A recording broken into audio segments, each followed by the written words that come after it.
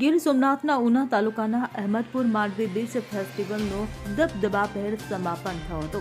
ફેસ્ટિવલના છેલ્લા દિવસે બીચના દરિયા કિનારે લોકો ઉમટી પડ્યા હતા તો સુપ્રસિદ્ધ લોક સાહિત્યકાર રાજભા ગઢવી અને અપેક્ષા પંડ્યાએ સંગીતના સૂરથી લોકોને મંત્રમુગ્ધ કરી દીધા હતા। જિલ્લા કલેક્ટર દિગ્વિજયસિંહ જાડેજાએ આતિશબાજીનું પણ ભવ્ય આયોજન કર્યું હતું। તો ફટાકડાની આતિશબાજી સાથે રાષ્ટ્રગીત અને ઐતિહાસિક ધરોહરની વાતો પર લોકો ઝૂમ્યા હતા। આ સાથે રાજભા ગઢવીએ જણાવ્યું હતું કે ગીર સોમનાથ જિલ્લાને જે કલેક્ટર મળ્યા છે તે મુખ્યમંત્રીની ડાયરીમાં પ્રથમ ક્રમાંકે છે। લોકોની વચ્ચે રહીને સાથે વિકાસના કામોમાં નંબર 1 છે અને માંડવી બીચ પર સંશોધન કરી નવું બીજ વાવ્યું છે જેને આવનારી પ્રજા યાદ કરશે। ખૂબ સારો પ્રતિસાદ લોકોનો મળ્યો। 3 દિવસનું આપણું આયોજન હતું। રોજ આપણે ઘણી બધી પ્રવૃત્તિઓ આપણે નવી રજૂ કરી।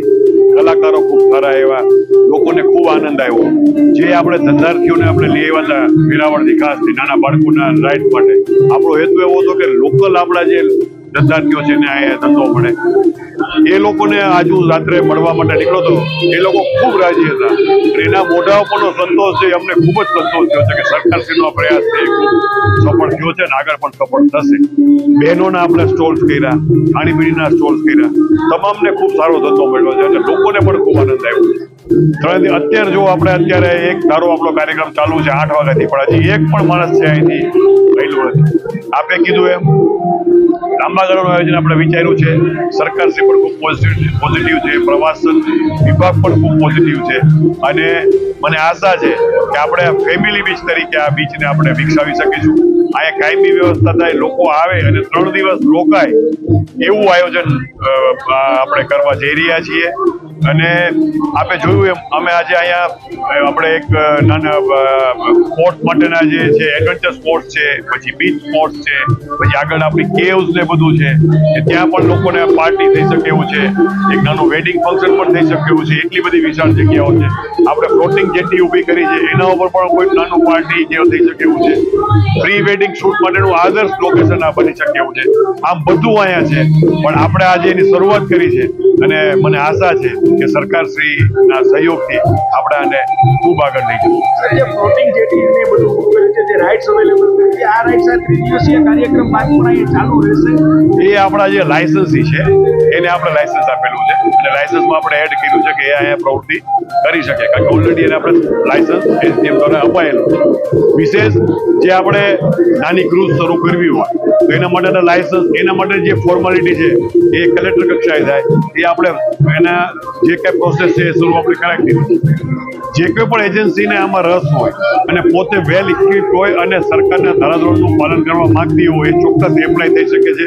એને આપણે બહુ હકારાત્મક રીતે એના લાયસન્સની પ્રક્રિયા આપણે પૂર્ણ કરશું। બીજી જે વાત મેં આપણે કીધી કે આ બીચ ઉપર કાયમી પ્રવૃત્તિ કરવી હોય તો CRZ ના નિયમોને ધ્યાનમાં રાખી અને શું આપણે સ્ટ્રક્ચર ઊભા કરી શકીએ, કે પછી આપણે કોઈને બીચ ઉપર પાર્ટી કરવી હોય તો કયા નોર્મ સાથે આપણે એને મંજૂરી આપી શકીએ, એ અમારા લેવલનું હશે અમે કરશું। સરકારશ્રી પાસેથી જ્યારે મંજૂરીનો દર્જ હશે તો ચોક્કસ સરકારશ્રીમાં અમે દરખાસ્ત મોકલી અને મંજૂરી ઝડપી મળે એવું આયોજન કરશું।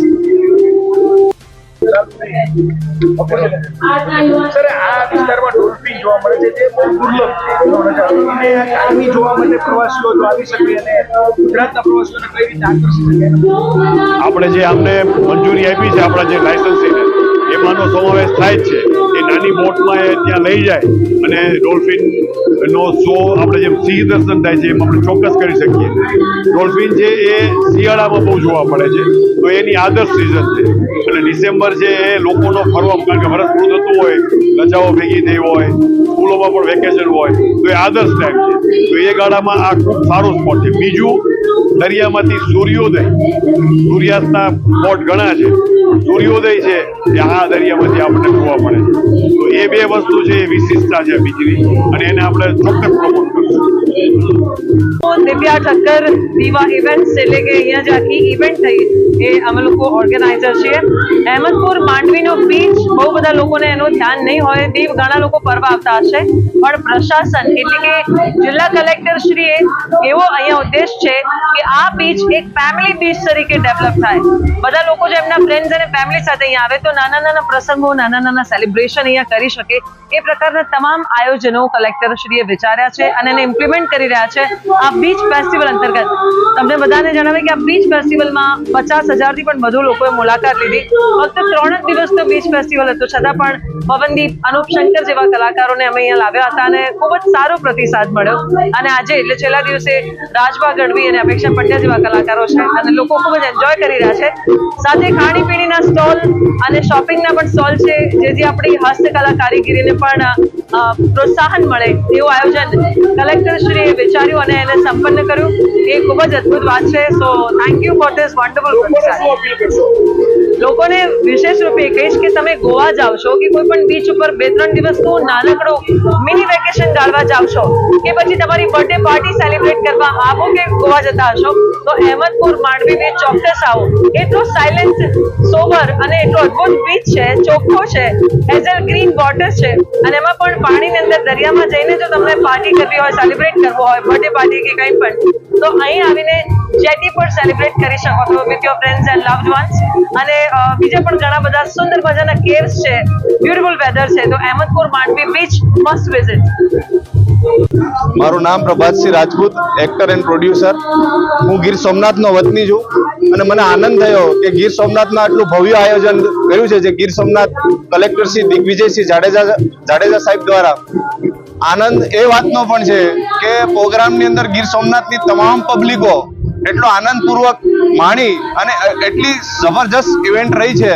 અને જે લોકો માંડવી બીચ, અહેમદપુર માંડવી બીચની મુલાકાતે નથી આવ્યા, એકવાર આ ચોક્કસથી અહેમદપુર માંડવી બીચની મુલાકાત લે અને તમને એટલો ભવ્ય આનંદ થશે કે તમે કોઈ ફોરેન કન્ટ્રીની અંદર આવ્યા છે એવું તમને ફીલ થશે. અને ગુજરાતની અંદર એવડો મોટો 7 કિલોમીટરના એરિયામાં રહેલો બીચ ક્યાંય નથી અને તમને તમારા ફેમિલી સાથે ફરવાનું એક અમૂલ્ય સ્થળ હોય તો અહેમદપુર માંડવી બીચ છે. Thank you so much. Bureau report CN24 news. હવે જુઓ દેશ દુનિયાની તમામ ખબરો તમારી આંગળીના ટેરવે. ઉઠાવો મોબાઈલ અને Google Play Store પરથી ડાઉનલોડ કરો અમારી CN24 ન્યૂઝ મોબાઈલ એપ.